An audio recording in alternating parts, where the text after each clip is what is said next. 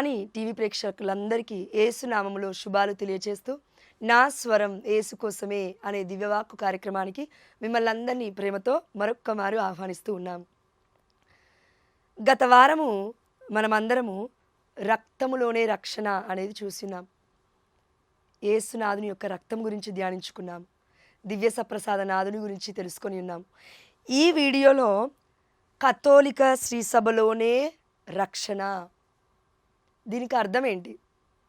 ఇది మనకు అర్థం అవ్వాలి అనంటే మనము వాక్య ధ్యానాంశంలోకి వెళ్దాము.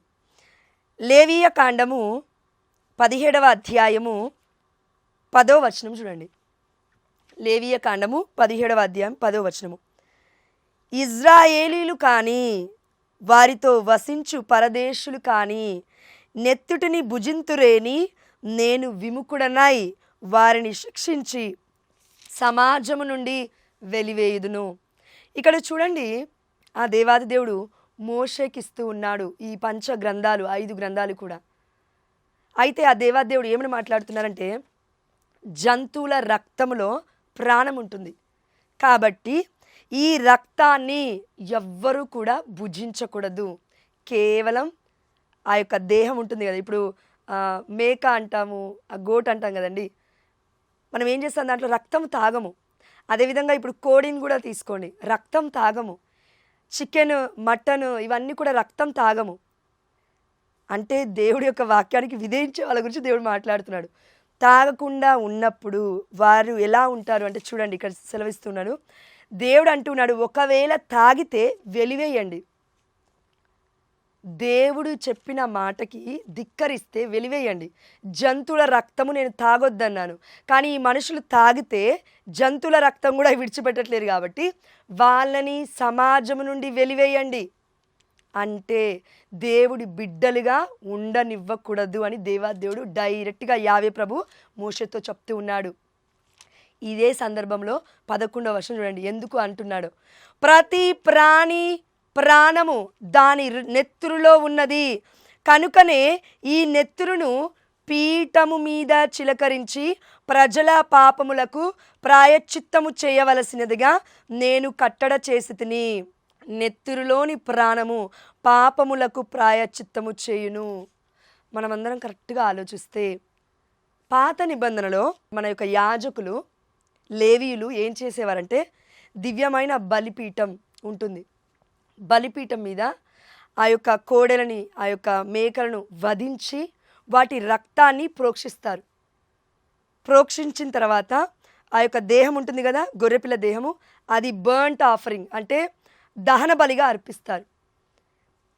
మనమందరం కరెక్ట్గా చూస్తే ఇక్కడ దేవాదేవుడు చెప్తున్నాడు, ఈ నెత్తురుని పీఠము మీద చిలకరించి ప్రజల పాపముల ప్రాయశ్చిత్తము కొరకే ఇది జరుగుతుందని. ఈనాడు కన్నతలైన కథోలిక శ్రీ సభలో బలిపీఠం ఉంది. వేరే వర్గాలలో బలిపీఠం ఎక్కడ?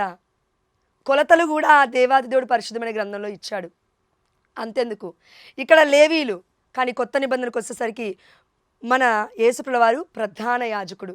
ప్రధాన యాజకుడికి అనగా లేవీలకి, అదేవిధంగా యాజకులకి వస్త్రధారణ అనేది, యూనిఫామ్ అనేది ఒకటి ఉంది. వేరే వర్గాలలో యూనిఫామ్ అనేది లేదు. అంటే అక్కడ బలిపీఠం లేదు, దేవుడు చెప్పిన వస్త్రధారణ లేదు. అదేవిధంగా యోగ్యకరముగా ఒక గురువు చేతుల ద్వారా తీసుకోవాల్సిన యేసునాథుని దివ్యమైన శరీర రక్తాలను అయోగ్యకరముగా వర్గాల ద్వారా తీసుకుంటున్నారు చాలామంది ప్రజలు. అయితే అది అయోగ్యకరము కదా, మరి వ్యాధిగ్రస్తులు అవుతారు కదా యేసుప్రభువు వారి యొక్క శరీర రక్తాలను అయోగ్యకరముగా భుజిస్తే. అవునా? ఎస్. అయితే ఇక్కడ కేవలం ఒక జంతువు రక్తాన్ని ప్రోక్షిస్తేనే బలిపీఠం మీద ఏం జరుగుతుందంట? పాపాలు పరిహరింపబడతాయి. మరి ఆ దేవాతి దేవుడు తన అద్వితీయ కుమారుని, యోహాను సువార్త 3వ అధ్యాయం 16వ వచనంలో మనం చూసాము, ఈ లోకమును ఎంతో ప్రేమించి తన ఏకైక కుమారుణ్ణి ఈ యొక్క ప్రపంచాని కొరకై కాపాడుటకై తన యొక్క ప్రాణాన్నే మనందరికీ ఇచ్చేశాడు. యేసుప్రభుల వారు తన ప్రాణాన్ని బలిగా అర్పించి తన రక్త ప్రోక్షణ ద్వారా మనల్ని రక్షించుకున్నారు. కేవలం ఒక జంతువు రక్తానికే అంత శక్తి ఉంటే దేవుడు యావే ప్రభు ఆజ్ఞాపించినప్పుడు మరి దేవుడి ముద్దు బిడ్డ అయిన అద్వితీయ కుమారుడి యొక్క రక్తానికి పరిశుద్ధుడు పరిశుద్ధుడు పరిశుద్ధుడు అని పిలువబడుతున్న ఈ దేవుడి యొక్క రక్తానికి ఇంకా ఎంత గొప్ప అమూల్యత ఉంది, ఎంత గొప్ప యోగ్యత ఉంది, ఎంత గొప్ప శక్తి ఉంది అంటే ప్రపంచంలో ఉన్న ప్రతి బిడ్డ పాపాలను కడిగి వేసే అంత శక్తి. ఈ రోజులలో ఎంతోమంది ఎన్నో కనిపెడుతున్నారు కదా, రోబోటిక్ వరల్డ్ కదా, ఏఐ టెక్నాలజీ, ఆర్టిఫిషియల్ ఇంటెలిజెన్స్ వచ్చింది. ఆ యొక్క రోబోటిక్ వల్ల ఒక్కరి పాపాలైనా కడుగుతారేమో చూడండి, ఎవరు కడగలేరు. దేవుడు తప్ప అది ఎవరు చేయలేరు. ఉన్న బ్రతుకుల్ని నాశనం చేయడానికి ఈ టెక్నాలజీస్ కొన్ని ఆటోమేటిక్గా వస్తూనే ఉంటాయి. కానీ నీ నా ఆలోచన ఎటుంది? అన్ని టెక్నాలజీల కంటే మించింది పరిశుద్ధమైన గ్రంథము. దేవాది దేవుడు ముందుగానే చెప్పాడు ఏం జరుగుతుంది ఈ లోకంలో, భవిష్యత్తులో ఏం జరుగుతుంది, పాస్ట్లో ఏం జరిగింది, ప్రజెంట్ ఏం జరుగుతుంది, ఎలాంటి జీవితాలు జీవిస్తారు అంటే ఎవ్వరు పడదు. ప్రేమ చల్లారిపోతుంది, కుటుంబాలు అస్తవ్యస్తంగా ఉంటాయి, నిలబడవు. నేను ఒక ఇన్స్టా రీల్లో చూశానండి ఇందాకలా, ఇక్కడ దివ్యవానికి వస్తున్నప్పుడు. ఒక తల్లి పెళ్ళయింది, ఒక అమ్మాయికి పెళ్ళయింది, బాబో పాపో కరెక్ట్గా నేను చూడలేదు, చిన్న బాబో పాపో ఉన్నాడు, 2-3 ఏండ్లు. అక్కడ బస్ స్టాప్లో కూర్చోబెట్టిందండి. అంటే మరి భర్త ఉన్నాడో చనిపోయాడో మనకైతే తెలియదు. ఏం జరుగుతుంది, ఆమె ఆ బాబుని అక్కడనే నిర్దాక్షంగా ఇడిపెట్టి సీట్లో కూర్చోబెట్టింది. ఆ యొక్క సీసీ కెమెరాలో అంతా రికార్డ్ అయింది. ఆమె బయటికి వెళ్ళి ఇంకొకరి బైక్ ఎక్కి వెళ్ళిపోతూ ఉంది. ఆ బాబు ఆ బస్ స్టాప్ మొత్తం తిరుగుతున్నాడు. 2 సంవత్సరాలు 3 సంవత్సరాలు ఉంటాయి. అంటే అంత దొంగతనంగా బాబుని విడిచిపెట్టిందంటే తప్పక భర్త గురించి అయితే కాదు. అంటే తన రక్తాన్ని, తన గర్భాన్ని తను 9 మాసాలు మోసి కని పెంచిన పసి కందుని విడిచిపెట్టిన తల్లి అనాలా, ఏమన్నా అనాలా? ఇంకా మరియ తల్లి ఇలా చేయలేదుగా. మరియ తల్లి పరిశుద్ధాత్మ ప్రేరణ ద్వారా గర్భము ధరించింది. ఆ తల్లి ఒక్క మాట చెప్పింది, ప్రభు దాసురాలను నీ మాట చొప్పున నాకు జరుగుగాక. ఆ తల్లి ఎప్పటి వరకు తెలుసా అండి, పరలోక రాజ్యం చేరేంతవరకు కూడా దేవుడి దాసురాలే, యెహోవా తండ్రి ముద్దు బిడ్డే. అందుకే మన కన్నతల్లి అయిన కథోలిక శ్రీ సభలో మనమందరం కూడా సత్యాన్ని తెలుసుకొని జీవిస్తున్నాము కాబట్టి, స్వతంత్రులుగా కొంతమందమైనా ఉన్నాము, నిజాన్ని విశ్వసిస్తున్నాము కాబట్టి. నిజం విశ్వసించకుండా అబద్ధపు బోధనలు, అబద్ధపు ప్రవక్తలను, ఆ యొక్క అద్భుతాలను మాత్రమే పట్టుకొని ఈ ఫుడ్ కోసం, ఆహారం కోసం మాత్రమే వాక్యం దగ్గరికి వెళ్తున్నవారు అనేక మంది. పాంప్లెట్ల పైన ఫోటోలు చూస్తున్నవారు, ఫ్లెక్సీలలో ఫోటోలు చూస్తున్నవారు, విందు సిద్ధము, ఆత్మీయ ఆహారము సిద్ధము. ఆత్మీయ ఆహారము దేవుడిస్తాడు, మనుషులు ఇవ్వరు. వారు ఇచ్చేది కేవలం పొట్టకే ఆహారం. కాబట్టి ఆ దేవాతి దేవుడు తన రక్తాన్ని, తన మాంసాన్ని ఈ ప్రపంచానికి ఎవరి ద్వారా ప్రకటించాడు, ఎవరి ద్వారా వ్యక్తపరిచారు, ఎవరి ద్వారా ఈ లోకానికి వచ్చాడు ఆ దేవాదేవుడు అంటే తల్లి గర్భము ద్వారా దేవుడే. కానీ తల్లి యొక్క మధ్యవర్తిత్వం లేకుండా రాలేదు. అందుకే మన లోకోక్తి ఉంటుందండి, ఢిల్లీకి రాజైన తల్లికి కొడుకే అంట. మరి ఇక్కడ పశువు రక్తము మన పాపాలని కడిగివేస్తుంది. దివ్యమైన బలిపీఠం వద్ద రక్తాన్ని ప్రోక్షించినప్పుడు వారందరి పాపాలు ప్రక్షాళన గావించబడుతున్నాయి. మరి కొత్త నిబంధనకు వచ్చిన తర్వాత మనం చూడాలా వద్దా యేసుప్రభుల వారిని? ఎస్. అందుకే ఈ దేవాతి దేవుడు ఎక్కడ సంపూర్ణముగా దివ్యమైన శరీర రక్తాలుగా అందింపబడుతున్నాడు అని చూస్తే మనం చెప్పుకున్న టైటిల్ కథోలిక శ్రీ సభలోనే నిజమైన దేవుడి రక్తం, దేహం అందింపబడుతున్నాయి. ఎందుకంటే దేవుడు ఏమని ఆజ్ఞాపించాడు ఇక్కడ చూడండి, కనుకనే ఈ నెత్తురుని పీఠము మీద చిలకరించి ప్రజల పాపములకు ప్రాయచిత్తపు చేయవలసినదిగా నేను కట్టడ చేసి తిని. 12వ వచనం చూడండి. కావుననే ఇజ్రాయేలీలు కానీ వారితో వసించు పరదేశులు కానీ నెత్తురును భుజింపరాదని నేను కట్టడ చేసి తిని. ఇంతేకాదండి, మళ్ళీ ద్వితీయోపదేశ కాండము 12వ అధ్యాయం 23వ వచనంలో చూడండి. మీరు ఆ జంతువుల నెత్తురు మాత్రము ఆహారముగా గైకొనరాదు, నెత్తుటిలో ప్రాణముండును.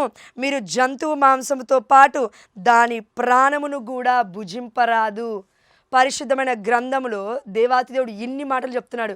జంతువు రక్తము తాగకూడదు, దాని రక్తము భుజించకూడదు, కేవలం దాని దేహాన్నే తినాలి అని చెప్పిన దేవుడు కొత్త నిబంధనకి రాగానే క్లియర్గా చెప్తూ ఉన్నాడు. యోహాను సువార్త 6వ అధ్యాయము 43వ వచనము, 48వ వచనము, 56వ వచనము, ఆల్మోస్ట్ మనము 26 వచనాల నుండి 57 వచనాల వరకు కూడా చూస్తే నా శరీరమును భుజించండి, నా రక్తమును పానము చేయండి అని దేవాది దేవుడు చెప్తున్నాడు. చూడండి, రక్తములో ప్రాణం ఉంటుంది.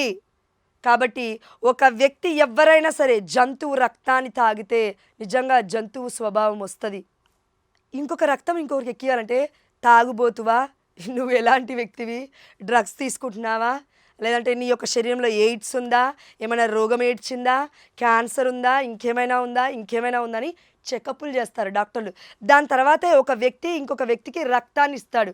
అంతెందుకు, ఒక వ్యక్తి యొక్క రక్తము తన శరీరంలో ఒక పర్సంటేజ్ లేకపోతే ఆ వ్యక్తి నుంచి రక్తం కూడా తీసుకోరు వాళ్ళు డాక్టర్లు. వైద్యులకే పరమ వైద్యుడైన దేవుడు రక్తాన్ని ఇచ్చాడు మనందరికీ, అంటే ప్రాణాన్ని పోశాడు. ఈ దేహము నీది నాది కాదు, దేవుడు సృష్టించాడు. ఆదికాండము 2వ అధ్యాయం 7వ వచనము. రోబోటిక్ వరల్డ్లో ఉన్నావు. ఒక శాస్త్రవేత్త అయి ఉండొచ్చు, లాయర్ అయి ఉండొచ్చు, డాక్టర్ అయి ఉండొచ్చు, ఎవరైనా అయి ఉండొచ్చు. దేవుడు పుట్టించాడు, దేవుడే సర్వాంతర్యామి, దేవుడే సృష్టికర్త, దేవుడే సృష్టించుకున్నాడు నిన్ను నన్ను. పరిశుద్ధమైన గ్రంథం చెప్తుంది, ఆదికాండము 2వ అధ్యాయం 7వ వచనము. దేవుడు మానవుడి ముక్కు రంధ్రంలో తన ప్రాణవాయువును ఊదగానే మానవుడు జీవము గలవాడయ్యను. జీవం ఎలా వచ్చింది? ఆత్మ ద్వారా వస్తుంది. కాబట్టి ఆ దేవాతి దేవుడి యొక్క జీవము ఇప్పుడు మనలో ఆత్మ ఉన్నాడు. ఇప్పుడు మరి ఈ ఆత్మని పోషించాలా వద్దా? ఈ దేహాన్ని పోషించాలంటే 3 పూటలు తిండి తింటున్నాము, 5 లీటర్ల నీళ్లు తాగుతున్నాము, మంచిగా ఉండాలంటే ఆరోగ్యకరంగా, ఏం కావాలో అది, వస్త్రం కావాలంటే వస్త్రధారణ మంచిగా చేసుకుంటున్నాము. ఒక వ్యక్తి దేహము ఇన్ని తింటుంది, ఇన్ని తాగుతుంది, కానీ మనశ్శాంతి లేదు, ఇంకా కూడా నిర్జీవంగా ఉన్నాడు. దానికి అర్థం ఏంటంటే, ఓ వ్యక్తి, నీలో నాలో ఆత్మ ఉంది, ఆ ఆత్మని పోషించాలి. ఆ ఆత్మని కేవలం ఈ యొక్క లోకంలో ఉన్న ఆ యొక్క నీటితో లేదంటే ఆ యొక్క అన్నముతో పోషించలేవు. దేవుడి వాక్కు, ఆ వాక్కు మానవుడై మన మధ్య నివసించింది. యోహాను సువార్త 1వ అధ్యాయం 14వ వచనము. కాబట్టి ప్రియమైన దేవుడి బిడ్డలారా, కన్న తల్లి అయిన కథోలిక శ్రీ సభలో మాత్రమే నిజమైన క్రీస్తు ఆరాధన జరుగుతుంది. నిజమైన క్రీస్తుని లోకొంటున్నాము యోగ్యకరముగా.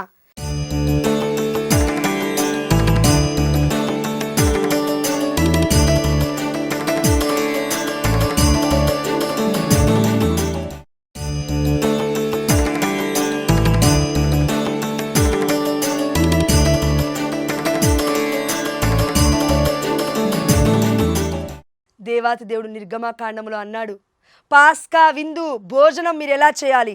దబదబా తినాలి, దబదబా తినాలి. నువ్వెక్కడున్నావో, ఎక్కడ తీసుకున్నావో అక్కడే తినాలి.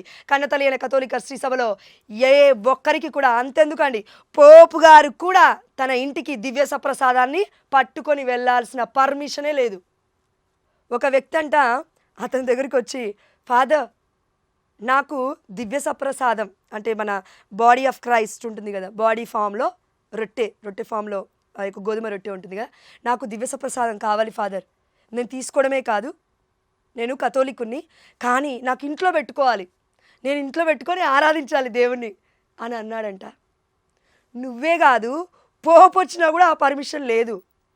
కేవలం హోలీ యూకరిస్టిక్ అడరేషన్ చాపల్లో మాత్రమే ఆ యొక్క మొట్టమొదటిగా పెట్టడానికి పర్మిషన్ ఉంటుంది, అంతే.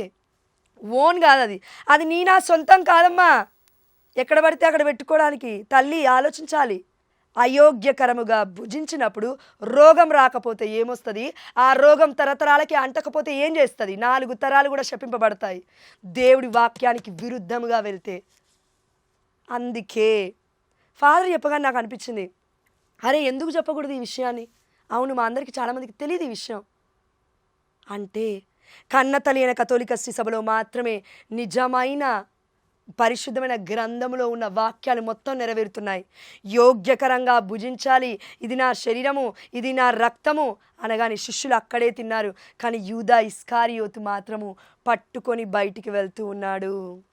యూదా సాతాను చేత ప్రేరేపింపబడ్డాడు. యేసు ప్రభువుని అప్పుడే 30 కాయిన్స్కి అమ్మేశాడు.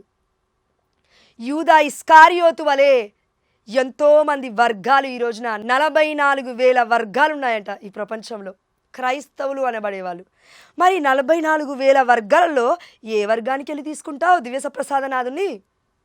విశ్వాసం లేకుండా, తిరుకరములు యాజకుడు లేకుండా, దేవుడి సిద్ధపాటు లేకుండా, దేవుడి ఆజ్ఞ లేకుండా, దేవుడి యొక్క అధికారము లేకుండా, దేవుడి ప్రధానాధిపత్యము లేకుండా ఎక్కడుంటున్నావు ప్రియమైన బిడ్డ?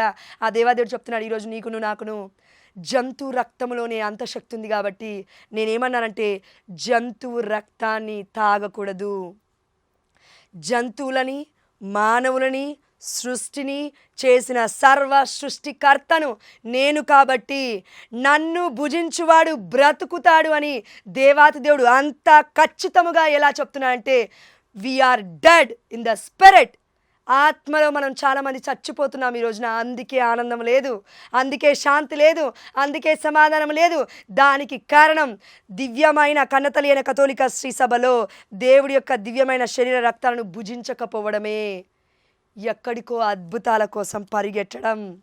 ఇది ఎక్కడైనా ఉందా అని చూస్తే ఎస్ ఉంది.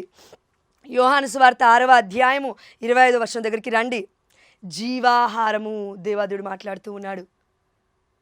జీవాహారము అంటే జీవమును ఇచ్చు ఆహారము. ఎవరు?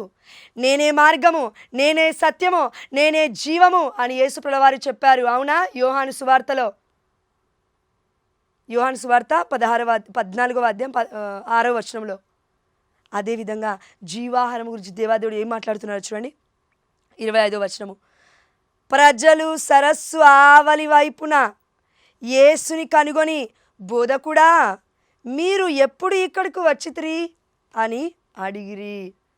వాళ్ళు అడుగుతున్న ప్రశ్నలో పరిశుద్ధుడికి సమస్తం అర్థమైపోయింది. అందుకే 26వ వచనం చూడండి, మీరు రొట్టెలు తిని సంతృప్తులైనందున నన్ను వెదుకుచున్నారు. ఎందుకు ఈ మాట అన్నాడు దేవాదేవుడు? అప్పటికే 5,000 మందికి ఆ దేవాదేవుడు ఆహారం పెట్టి సముద్ర తీరం దాటి వస్తూ ఉన్నాడు. మరలా వాళ్ళు సంతృప్తులయ్యారు కదా, ఈ పొట్ట నింపబడింది కదా, రొట్టె తిన్నారు కదా, ఈ దేహానికి కావాల్సిన రొట్టె 5,000 మందికి సమృద్ధిగా ఇచ్చేసరికి మమ్మల్ని పోషిస్తాడేమో, ఇలానే మేము కూర్చొని వాక్యం వింటాం. అయితే 24 గంటలు వాక్యం ఎట్లా విన్నా వినకపోయినా, విధేయించకపోయినా, ఎట్లున్నా మా బ్రతుకులో సంపాదించకపోతే దేవుడే యేసయ్యే మెస్సయ్యే మాకు అన్నం పెడతాడేమో 3 పూటలని ఆ దృక్పథముతో సముద్ర తీరం దగ్గరికి వస్తూ ఉన్నారు. యేసయ్య దగ్గరికి వచ్చిన వారి యొక్క కపట ఆలోచన దేవుడు గుర్తుపట్టి ఏమంటున్నారు చూడండి, మీరు రొట్టెలు తిని సంతృప్తులైనందున నన్ను వెదుకుచున్నారు, నా అద్భుత చిహ్నములను చూచి కాదు అని మీతో నిశ్చయముగా చెప్పుచున్నాను. అద్భుత చిహ్నం అనగా ఏంటి? మొట్టమొదటి అద్భుతం పరిశుద్ధమైన గ్రంథంలో కొత్త నిబంధనలో ఎక్కడ జరిగిందంటే యోహాను సువార్త 2వ అధ్యాయము 5వ వచనంలో మనం చూస్తున్నాము. కానాపల్లి విందులో అమ్మ మరియ తల్లి మధ్యస్థ ప్రార్థన ద్వారా నీరు ద్రాక్ష రసముగా అక్కడ మారింది. అది అద్భుత చిహ్నం. అదేవిధంగా ప్రపంచానికి మొత్తము యేసు ప్రభువారే రక్షకుడిగా, రక్తముగా, దేహముగా మారి మనందరిలోకి వస్తూ ఉన్నాడు. ఇప్పుడు ఈ దేహాన్ని వద్దని, ఈ రక్తాన్ని వద్దని, ఈ జీవాహారాన్ని వద్దని, కేవలం ఈ శరీరాన్ని తృప్తిపరచడానికి మనము వెతుకుతున్నాము ప్రజల్ని. ఎక్కడ అన్నం దొరుకుతుంది, ఎక్కడ ఏ వర్గంలోకి వెళ్తే ఎక్కడ భోజనాలు పెడుతున్నారు, ఎక్కడ చికెన్ పెడుతున్నారు, ఎక్కడ మటన్ పెడుతున్నారు. ఆటోలు కట్టుకొని పోయినా పర్లేదులే, వాళ్ళే అక్కడ డబ్బులు ఇస్తారంట వర్గాల వాళ్ళు. కథోలిక శ్రీ సభలో ఇవి పనికిరావు.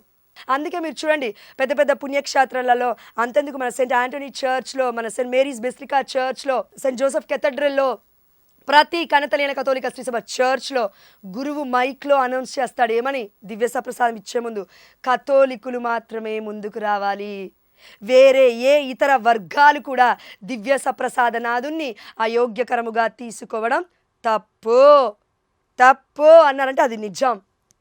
ఎందుకు అంటే ఇప్పుడు చూడండి, ఇంకో వాక్యం నేను చదువుతాను. నా అద్భుత చిహ్నములను చూచి కాదు, నేను ఈ లోకానికి ఏదో చేయడానికి వచ్చానని మీరు నమ్మట్లేరు, కానీ మీరు రొట్టెలు తిని సంతృప్తులు అవుతున్నారు. మనలో చాలామంది ఉన్నాం కదండి ఈ కేటగిరీలో. జాబోంగానే దేవుడు గుర్తొస్తాడు, అప్పటి వరకు దేవుడే గుర్తురాడు. బిజినెస్ లాస్ రాగానే దేవుడు గుర్తొస్తాడు, అప్పటి వరకు దేవుడు గుర్తురాడు. అదేవిధంగా పెళ్ళి కాకుండా ఒక 30 ఏళ్ళు దాటుతున్నాయి అబ్బాయికి అమ్మాయి కంటే, అప్పుడు దేవుడు గుర్తొస్తాడు. అమ్మో ఏ పాపం ఉందో ఏ శాపం ఉందో. అదేవిధంగా పొలాలు పంటలు పండుతున్నాయి అనుకోండి, దేవుడు గుర్తురాడు. పొలాలు ఒకవేళ కరువు వచ్చి అటు ఇటుగా అయితే అప్పుడు దేవుడు గుర్తొస్తాడు. కుటుంబంలో గర్భఫలం లేదనుకోండి, అప్పుడు దేవుడు గుర్తొస్తాడు. పిల్లల భవిష్యత్తు కరెక్ట్గా లేదనుకోండి, అప్పుడు దేవుడు గుర్తొస్తాడు. ఎలాంటి పరిస్థితుల్లో దేవుడు గుర్తొస్తాడు తెలుసా నీకు నాకు? సంతృప్తి లేదు ఈ లోక జీవితానికి, అందుకే దేవుడు గుర్తొస్తున్నాడు. ఇలాంటి ఆరాధికులు దేవుడికి అవసరం లేదు.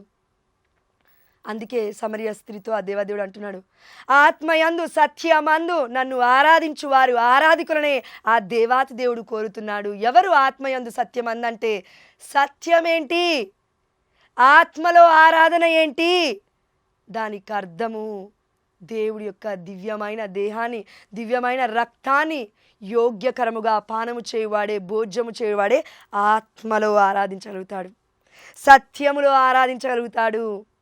సత్యము లోపలే ఉంది, ఎవరు? యేసయ్య. ఆత్మ లోపలే ఉంది, ఎవరు? యేసయ్య. దేహము లోపలే ఉంది, ఎవరు? యేసయ్య. తండ్రి దేవుడు లోపలే ఉన్నాడు, ఎవరు? యేసయ్య. పరిశుద్ధాత్మ దేవుడు లోపలే ఉన్నాడు, యేసయ్య.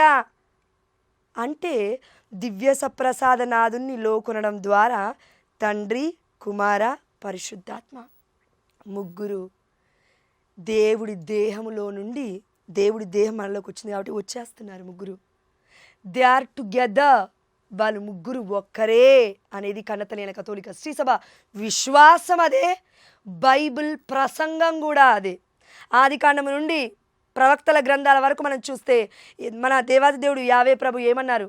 ఐయామ్ యావే, నేను యావేని, యహ్వే అంటాం ఇంగ్లీష్లో. యావే అనగా మూల భాషలోకి హిబ్రూ లాంగ్వేజ్, పాత నిబంధన హిబ్రూ లాంగ్వేజ్లో రాయబడి ఉంది. హిబ్రూ లాంగ్వేజ్లోకి వెళ్ళి చూస్తే యా ప్లస్ యాహ్వే అనగా రక్షకుడు అని అర్థం. కొత్త నిబంధనకు వచ్చి చూస్తే రక్షకుడు ఎవరు అంటే, ఈ లోక పాప పరిహారార్థముకై పుట్టిన పరిశుద్ధమైన బాలయేసు. యేసు అనగా రక్షకుడు అని అర్థము. ఇమ్మానుయేలు అనగా దేవుడు మనతో ఉన్నాడు అని అర్థము. కొలస్సీలకు రాసిన లేఖ 1వ అధ్యాయం 27వ వచనము, క్రీస్తు నాలో ఉన్నాడు, దీనికి అర్థము.